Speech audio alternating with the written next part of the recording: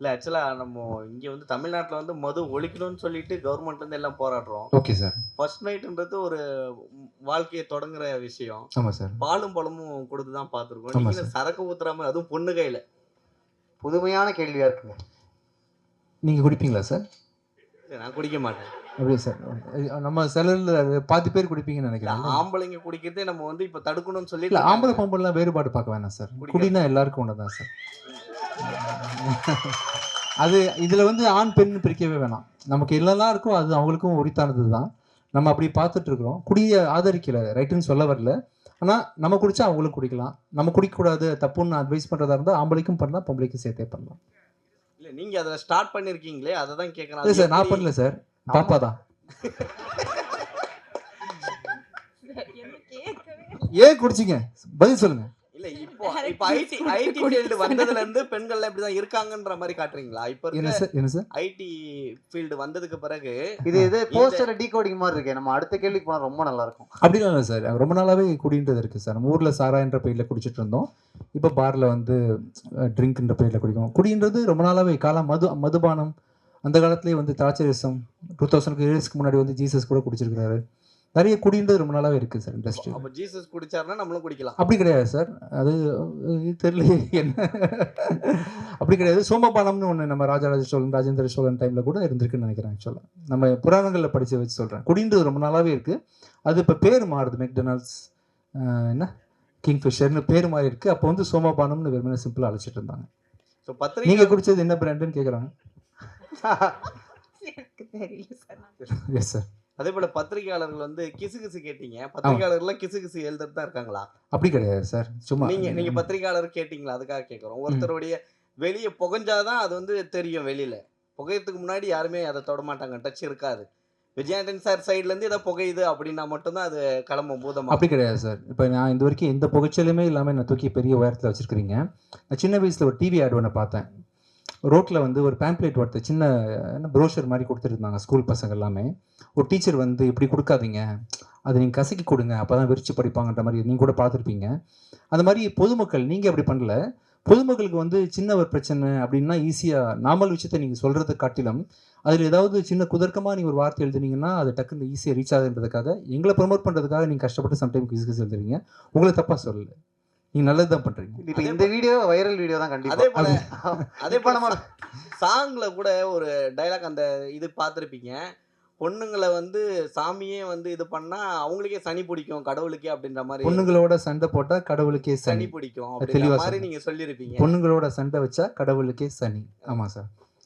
பெண்களை வந்து அந்த இடத்துல வைக்கணும், தாய்மார்களை ஈஸியாக எடுத்துக்கூடாது, சண்டை போட்டிங்கன்னா நீங்கள் காலி அப்படின்னு பெண்களை உயர்த்தி பேசியிருக்கோம் சார். கடவுளுக்கே அந்த நிலைமை தான். ஆமா சார். பெண்கள்கிட்ட நீங்க ஜாக்கிரதையா இருக்கணும். எல்லாரும் கை தட்டிட்டாங்க. சூப்பர். லிரிக்ஸ்லாம் கவனிச்சிருக்கீங்களா? ஒரு தடவை தானே கேட்டோம். பரவாயில்ல, ஒரு தடவை தான் பாட்டு போட்டோம். எப்படி பாருங்க இம்பாக்ட். விஜயாண்டி சார் இப்போ வந்து இது இங்கே நம்ம வந்து ஏற்கனவே வந்து மிஸ்டர் ரோமியோ பார்த்துருக்கோம். சரிங்களா? அப்புறம் வந்து ரோமியோ ஜூலியட் பார்த்துருக்கோம். எல்லாம் லவ் ஸ்டோரி. இப்போ வந்து ரோமியோன்னு எடுத்திருக்கீங்க. இந்த டைட்டில் வந்து அவங்க தெரியுமா இல்லை வந்து நீங்கள் பேசி முடிச்சிட்டிங்களா? அதுக்கப்புறம் வந்து அந்த கதையிலேருந்து மாறுபட்ட கதை ஏதாவது இருந்தால் தான் சார் மக்கள் வந்து உள்ளே வருவாங்க. அது எப்படி சார் நீங்கள் ஸ்கிரிப்டாக கொடுப்பீங்க? ஆக்சுவலாக நம்ம தமிழ் சினிமாவில் டைட்டில் ஏதாவது ஓகே பண்ணுறதா இருந்தால் சார் நம்ம நினச்ச டைட்டில்லாம் நம்ம யூஸ் பண்ண முடியாது. அது முறையாக நம்ம வந்து ப்ரொடியூசர் கவுன்சிலில் ஃபிலிம் சேம்பரில் அனுமதி வாங்கி அந்த ப்ரொடியூசர்கிட்ட யூனிவர்சிட்டி வாங்கி தான் சார் பண்ண முடியும். அப்படி தான் நம்ம பண்ணோம். கண்டிப்பாக மிஸ்டர் ரோமியோ கதையிலேருந்து இது வேறுபட்டிருக்கும். இதில் வந்து ஹீரோ வந்து தீயா லவ் பண்ணுறான் பொண்ணு வந்து வச்சு செய்கிறான். இந்த மாதிரி மிஸ்டர் ரோமியோவில் இருக்குமா சார்? ஆக்சுவலாக வச்சு செய்கிறாங்களா? பிரபுதேவா சார் வந்து 2 பொண்ணு டபுள் ஆக்ஷன் அதில். ஓகே சரிங்களா? அதில் வந்து இவங்க வந்து வச்சு செய்வாங்க அந்த படத்துலயும். ஆமா. ஏன் இப்படி பண்றாங்க எல்லாம்? நீங்க தான் சொல்லணும். இது என்ன மிஸ்டர் ரோமியோ டிஸ்கஷன் அவ்வளோ போய்கிட்டு இருக்கு. ஏன் மீறினா ஒரு நிமிஷம் அவங்கள்ட்டே மைக் தரேன். ஏன் அப்படி பண்றீங்க? எனக்கு இதுக்கும் எந்த சம்மந்தமும் இல்லை. டைரக்டர் 1 இயர் ஒர்க் பண்ணியிருக்காரு இந்த ஸ்கிரிப்ட் எழுதனீங்க அப்படின்ட்டு. இல்லை ஜென்ரலாகவே நானுமே கேட்குறேன். ஆக்சுவலாக நானும் பல இதை கேள்வி பார்க்குறேன். இந்த பொண்ணுங்கன்னா நீ ரொம்ப கொஞ்சம் இது பண்ண தான் செய்கிறீங்க. கொஞ்சம் கவனமாக பாவம் சாஃப்டாக ஹேண்டில் பண்ணுங்க. Okay sir. இப்போ நீங்கள் கேட்டீங்க ஏதாவது கிசுன்ட்டு. இப்போ நான் கேட்குறேன். இப்போ நீங்கள் வந்து ஸ்டேஜில் சொன்னீங்க ஏன் ஆளுன்னீங்க ஹீரோயினை. நம்ம ஆளுன்னு சொன்னீங்க. நம்ம ஆளுன்னு சார். ஆளு இல்லை ஆளுன்னு சொன்னீங்க. இருங்க சார். இல்லை சார் நம்ம ஆளு உங்களையும் சேர்த்துக்கிட்டேன். உங்களுக்காக பேசுனேன் சார். உங்களுக்காக பேசுனேன். எடுத்து கூட பார்த்துக்கலாம். ஆளுன்னீங்க யாழ்னா சொன்னேன், இல்ல ஏன் ஆளுன்னு சொல்ல நம்ம ஆளுன்னு ஆள். சொன்னீங்க. நம்ம ஆளுன்னு சொன்னேன் சார், சரி, உங்களுக்கே okay. சேர்த்து பேசியிருக்கேன் நான். சரி ஓகே சார், ஆளுன்னு நம்ம ஆளு அடுத்த வைரல் வீடியோ ரெடி. நம்ம ஆளு சொல்லிட்டீங்க சார். அவங்க ஏன் சார் வந்து எதுக்கத்தாலும் நான் இல்லைன்றாங்க? எனக்கும் அதான் சார் ஷூட்டிங் நான் ஆரம்பத்துலேருந்தே கேட்குறேன், நான் உரிமையாக பேசுகிறேன், அன்பாக பேசுகிறேன், ஏன் ரெஸ்பான்ஸ் வர மாட்டேங்குது? நான் அன்பா தானே சார் பேசினேன். நான் எனக்கு கொஸ்டினே கேட்கல. இல்லை, அவங்க என்ன கேட்குறாங்க, ஹீரோ வளைஞ்சு வராரு, அன்பாக பேசுகிறாரு, நீங்கள் ரியாக்ஷன் கம்மியாக கொடுக்குறீங்கன்னு கேட்குறாங்க. ஏன் அப்படிதான் ரியாக்ஷன் கம்மி பண்ணி கொடுக்க சொன்னாங்க. Sir one good success for creator வந்து பெரிய விஷயங்களுக்கு நிறைய பண்ணணும்னு ஆசை வரும்ல சார். ஸோ ஓஜி வைப்புக்கு ஒரு மிகப்பெரிய வைப்பு கிடைச்சிருக்கு. ஒன்ஸ் அகேன் உங்களோட சாங்ஸ். தேங்க்யூ. நெக்ஸ்ட் பேங்க்லாம் கிரியேட் பண்ணுறதுக்கு ஏதாவது பிளான்ஸ்லாம் இருக்கா சார்? Next புது பாடல்களாக இன்னும் நிறையா படம் இன்னும் நிறைய பண்ணுறதுக்கு கொஞ்சம் ரீசெண்டாக நடிப்புலையும் எடிட்டிங்லேயும் கொஞ்சம் ஃபோக்கஸ் பண்ண ஆரம்பிச்சிட்டேன்.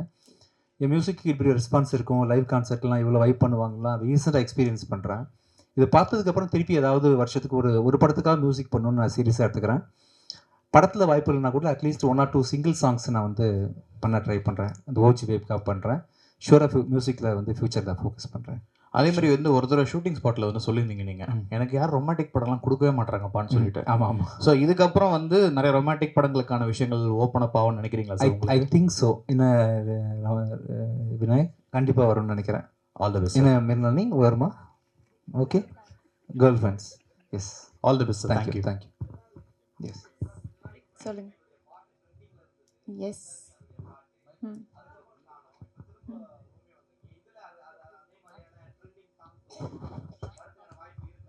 இப்போ பார்த்தீங்களே, அதுதான் ட்ரெண்டிங் சாங். வெத்தலை ஐயா வந்துடுச்சுல. அது உங்களுக்கு எது பிடிச்சிருக்கோ நீங்கள் அதை ட்ரெண்டிங் பண்ணிக்கலாம். ஆரம்பத்துலேருந்து சரக்குலேயே இருக்கீங்க சார் நீங்கள். நம்ம சேர்ந்து அடிப்போம் சார் ஒரு நாளைக்கு. Okay guys, the plan is on. Super. Yes sir. S.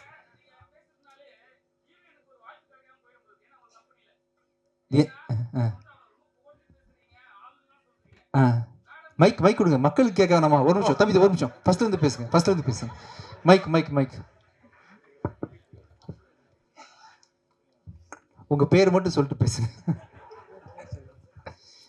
Night sir, என் பேர் மோகன்ராஜ். சரிங்களா?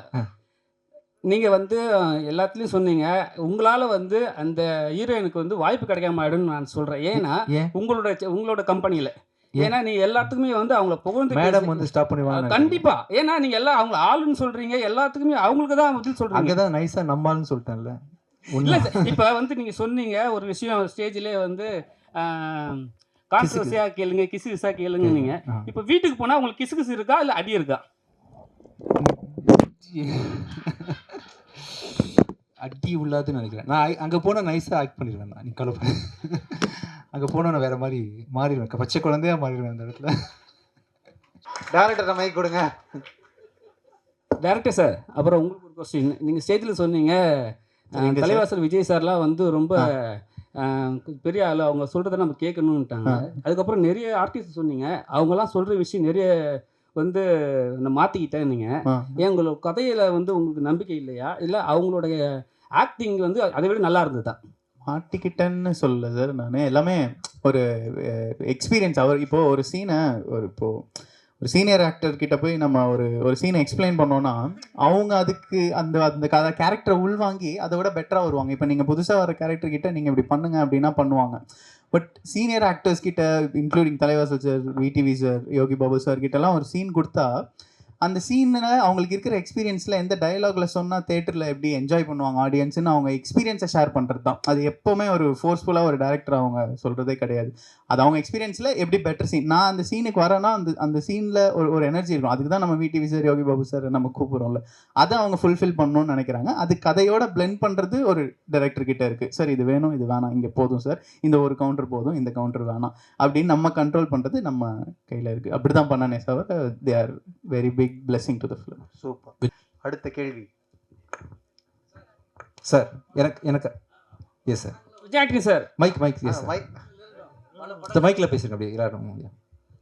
பல படங்களை வந்து நீங்கள் வந்து மூடி டைப்பாக ஒரு மாதிரி லைஃபை வெறுத்தாம தான் நீங்கள் ஆமாம் நடிச்சிருக்கீங்க. ஆமாம் சார். ஆனால் இந்த படத்தை பொறுத்த வரைக்கும் அந்த வெத்தலை சாங்கில் வந்து காலை தூக்கி அந்த ஃபென்டாஸ்டிக்காக ஒரு டான்ஸ் போட்டிருக்கீங்க. Thank you sir. எப்படி அந்த டான்ஸ் வந்து நீங்கள் ரிஹர்சல் பண்ணீங்களா?